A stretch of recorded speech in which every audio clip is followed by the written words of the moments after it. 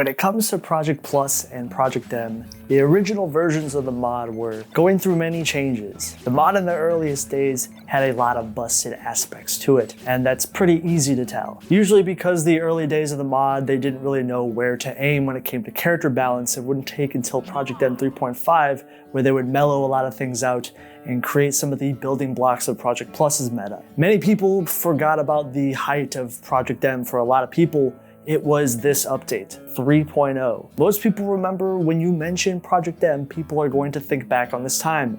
Many of the top level Melee players at the time were actually playing Project M because their skill could naturally transfer over to Project M's engine. Smash 4 wasn't even out yet, so this game was a lot of Brawl and Melee sort of meeting together, peanut butter and chocolate meeting for the first time. But there was an elephant in the room, and the reason why I say this is because Project M 3.0 was super busted. It's a very well-known version of the game. It's mainly because everything being cranked up to 11 on the balance.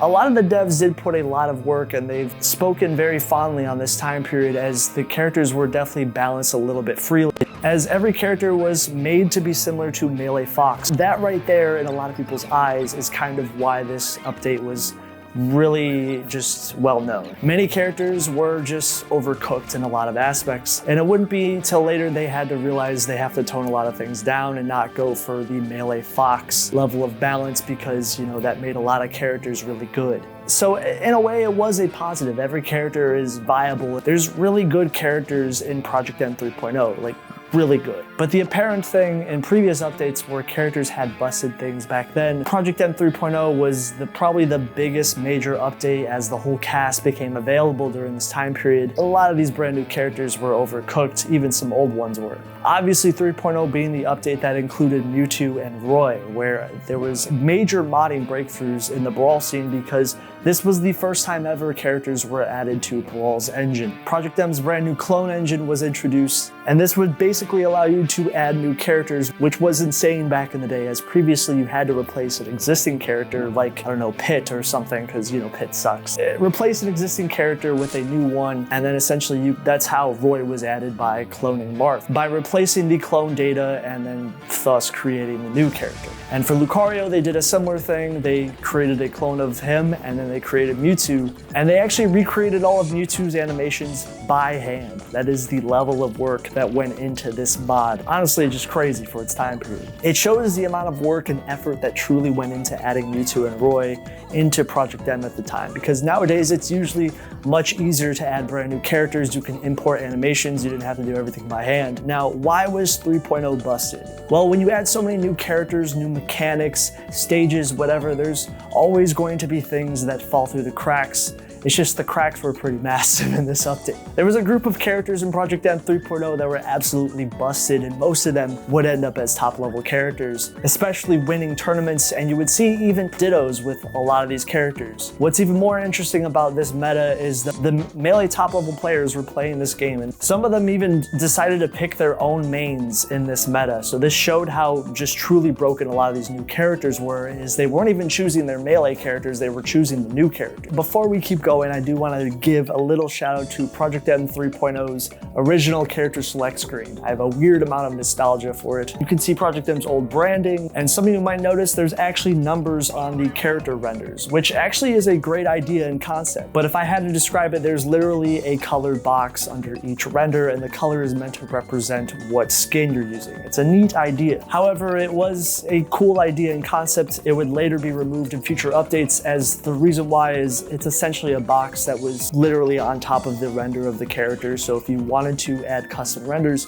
you essentially had to replace the original ones. But we all know this was later removed, unfortunately. One of the things that was very interesting in the previous meta of Project M was the fact that characters' recoveries were actually crazy in this iteration. And seriously, it gave Smash 4 a run for its money as far as recovery utility goes. They had the Brawl glides before they were nerfed, and characters had insane amounts of aerial drift, up specials utility abilities were at their peak in this game, and to be honest, a lot of these recoveries were really silly. Another thing that characters had were really easy combos. These things were at their peak during this time period as well, as yes, Ness's PK Fire attacks on shield, Lucas's Magnet could break shields, although not as easy as previous updates, but still kind of could. Snake had easy bait combos that could kill off the top blast zone extremely consistently, even in 3.5, but during Project Plus they would obviously nerf this. His crawl tilt had more hit lag. His arm on his up tilt was intangible. His forward air spike was massive and had more knockback growth. His down air was similar in strength, and his up special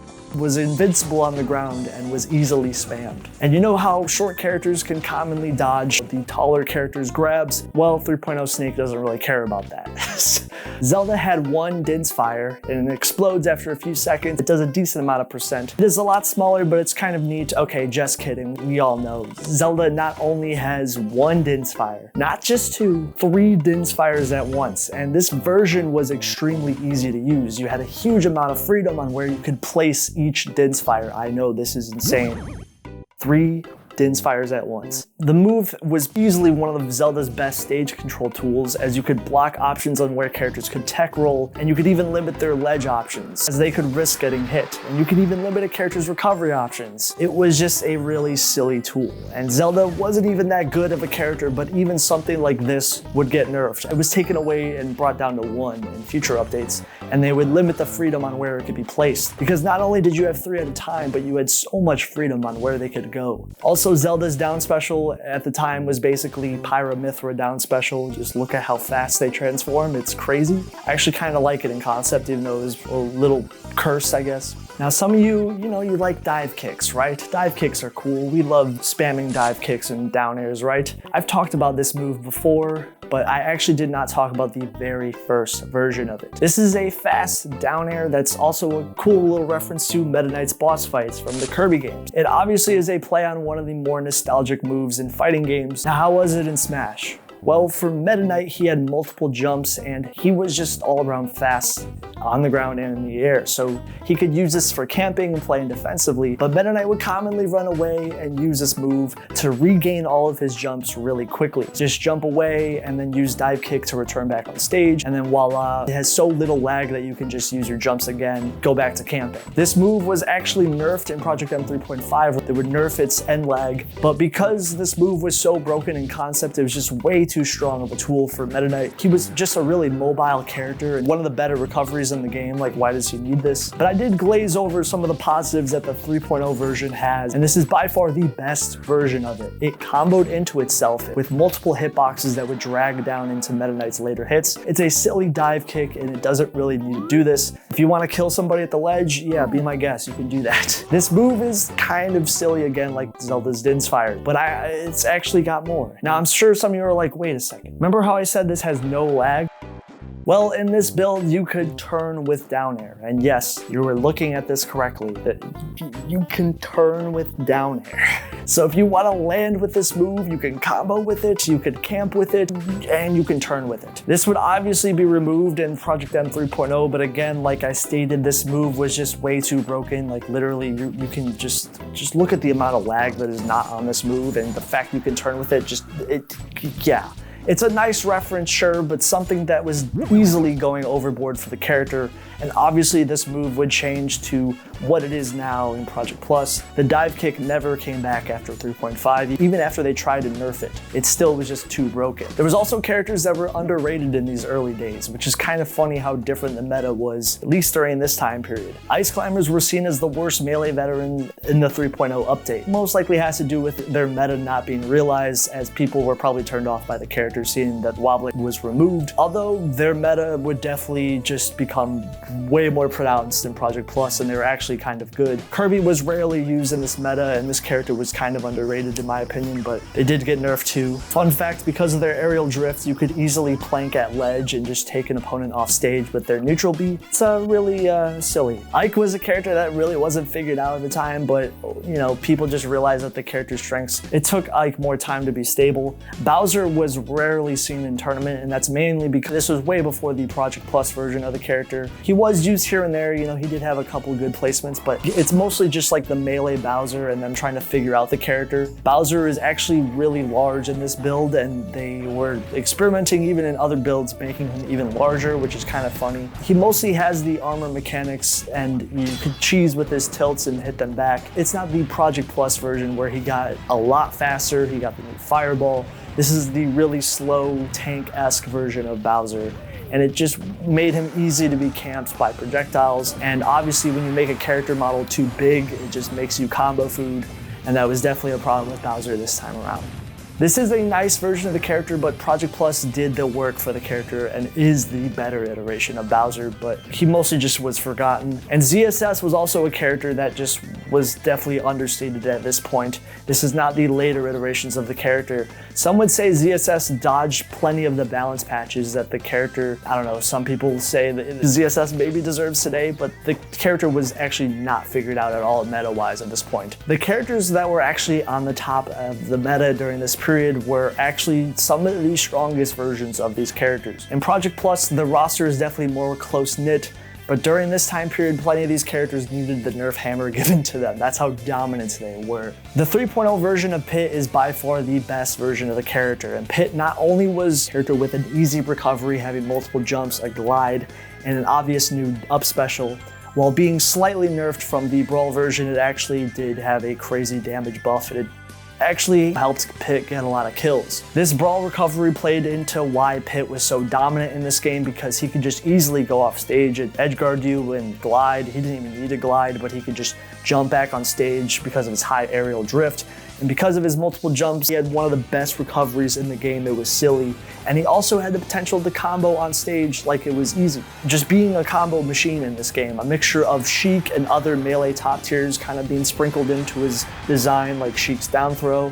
Pit has a very similar down throw here. If you got bored, you could use up throw as a mix-up tool and use up air and down air as combo tools on stage. But this didn't stop Pit from being a demon. Like seriously, Pit just was way too good in this update. If he wanted to edgeguard, he was literally one of the best characters in the game at doing it. His forward air and back air were easy offstage finishers, and then he could just easily come back on stage like it was nothing. And if he wanted to kill you off the top blast zone, he had up special. But we can't forget about Pit's laser. Okay, we're obviously talking about the arrow. If it isn't already made apparent, many of these aspects from these top tier characters have a lot of melee style tools. Maybe too similar at this point. This was technically a version of Pit. His neutral beam was better than Falco's laser, and he could hit you with his arrow, and obviously, look at how crazy mobile this tool is. I don't even have to say how crazy good it was. You could do a lot of tricks in this game and make it go in circles and then hit the opponent. You could sort of do like mortar arrows that went up in the air and then they went directly down. Whether you were off stage or on stage trying to snipe the opponent, it was basically Pit's essential tool at just ending characters off stage or just comboing or starting combos.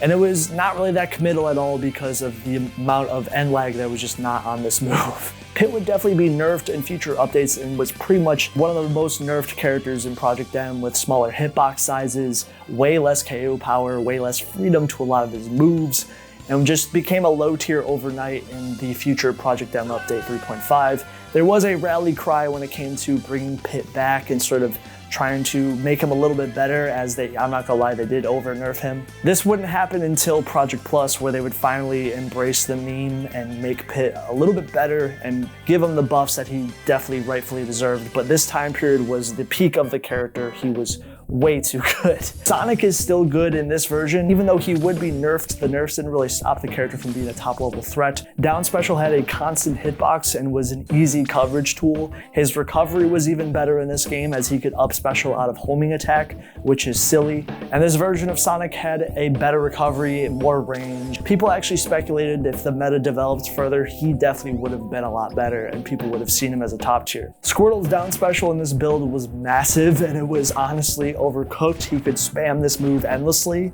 and many of Squirtle's hitboxes were made a lot smaller in future updates because they were massive in this build, especially in relation to Squirtle's character model. His side B in 3.0 could be turned around, and this was a massive combo tool for the character, and it made his approaches hard to predict. Up tilt was stronger with less end lag. Crawl tilt and down smash had larger hitboxes. Waterfall had faster startup and you could angle the peak of it. Aqua Jet could be used without touching the opponent, and this was impossible to do in future builds. They even removed side specials, jumping abilities. All in all, this is the best version of Squirtle, and when it comes to KO power, survivability, and mobility, it's just insane in this build. Mario's fireballs are super spammable and had insane amounts of range and did a lot more damage too. Down special was kind of good too, in my opinion. His hitboxes were massive in this build, like his down tilt and down air. Yoshi's up tilt had more range, and he had a really just a silly side special at this point. You could easily cancel this move in the air. Link's boomerang in this build is really nostalgic for me because it was extremely broken. It is easily the best boomerang I've ever seen in a Smash game because it had so little end lag and you could just keep going over and over. They definitely experimented with it a lot in other builds too.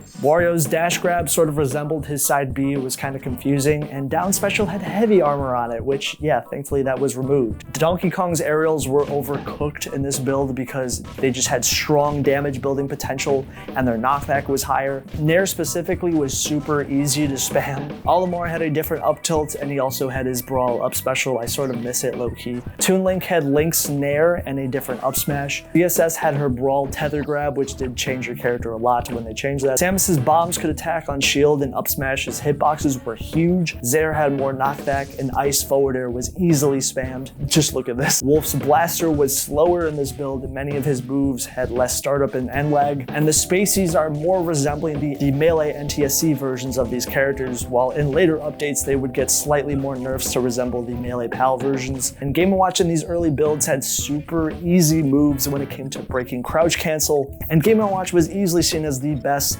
anti-CC character in the game because of his down tilt. This was just the most spammed move in his whole kit. It did everything for him. It was an easy pop-up tool. It could break down shields. It was good at doing everything. Brush his teeth. Game & Watch has a different version of Bacon in these earlier builds, and his combos out of his throws were amazing. Diddy Kong was known for having some of the easiest combos in the game, and I'm not just saying that, I'm saying that because I actually used to pocket the character during this time period. And yeah, I'm not proud of it, but it's the truth. Not only did Diddy Kong have 2 bananas at once, which made the character really hard to deal with because tripping was just 100% on deck. And to be real, this version of the character could just start combos with any move in their kit. Their dash attack even did a lot of shield damage, and this move was really easy to spam because it had multiple hitboxes on it that would drag the opponent into future combos. And also his KO power was more impressive in this build. He had good KO power, amazing stage control, and the character was good in Project M's meta. Really dumb that Diddy Kong had literally 3 projectiles at this point, and their neutral B went at a more vertical angle. Now we have the best character in Project M. This is the premier character of PM's meta in the 3.0 era, and that's Mewtwo. Mewtwo was the best character in the game, and he was considered a top to high tier character, but this version of the character was so easy. He was free. He sort of has a Peach flow. It was really good in this version. It allowed him to shift in and out with his aerial follow-ups because they had so little lag, and many of his moves were super safe, even on shield. You could use them to challenge people and bleed shield damage, and Mewtwo could also use his teleport where he could instantly jump out of up special and do aerial confirms out of it. Obviously, this would later be nerfed in future versions, and he could easily teleport at the ledge and stall there and whoop whoop anybody. His recovery was so good because his really high double jump, he had an up special where he could just act out of the move, and he could phase through the stage in this build, which is partly why this is just seen as so broken, as he could go through the stage from the ledge and be at the middle of the stage. This was just unparalleled at the time. No other character could really do that. He could attack characters from the top platform of Yoshi's story because of the amount of range that he had. He was an amazing juggler with his up tilt or down tilt. Shadow Ball was larger in this build and was more dangerous. If you wanted to camp Mewtwo, you really couldn't because he had side special that could reflect projectiles. His wave dash momentum wasn't bad either, so Mewtwo could start combos with his down throw and try to chase him down with down tilt. He also had 2 KO throws in his kit, being up throw and back throw, and up throw was one of the best KO throws in the game, and down throw and up throw were used as chain grabbing tools or combo tools depending on the character's weight. His aerials were super safe because floating just took away a lot of the lag on them. And also just the amount of range that I mentioned earlier on all of his attacks. His tail was essentially a sword at the time, and it was super easy to space aerials in this game and allowed for Mewtwo to have easy follow-ups. She had some of the best range in the whole game, and it became a meme where people would call Mewtwo's tail a sword because it actually was almost just as safe, because they removed the hurt box that used to curse Mewtwo in the official Smash games. And the most recent update, they would reach a middle ground. They would bring back the hurt box on the tail, limiting its priority in future updates. But Mewtwo was nerfed hard, but it still didn't destroy his viability. He was still a strong character even after these nerfs, but he just wasn't seen as a busted character anymore. Back in the day though, he was winning grand finals of tournaments. You would see dittos with the characters commonly, and this just showed how he was just a dominant character at the time. Many things were toned down significantly, which would make the character play more into his glass cannon archetype, because they definitely were trying to tone down a lot of the positives that the character had at the time. But they didn't completely take some things away. He still has float, he can still jump out of his up special, but only when he's on the ground, and its timing is a lot harder to do. In general, the character was limited, but he still ended up becoming a technical top tier, making his tail shorter, his aerials having more startup. Like on his fair and up air, Shadow Ball was made smaller. You can no longer teleport through the stage corners. This is by far Project M's most broken updates, but there was actually a lot more broken updates that were definitely before 3.0, but the cast was universally nerfed across the board in 3.5, especially the recoveries and the character's range and KO power. There was some other broken stuff in previous updates, but usually Project M 3.0 is the most well-known update for a lot of people. It's a lot of people's first version of Project M that they ever played, and it's also the very first version where the whole cast was available in the game, along with Mewtwo and Roy. Despite it being really broken, it was a fun time, I'm not gonna lie. I did use Ness at the time period, spamming PK Fire on Shield. I'm not proud of it, but I did it, I won't lie. Thank you guys for watching the video. There's a Patreon down below if you guys want to get videos early. Check it out down below. Thank you for watching. Take care. Hopefully you're having a good day.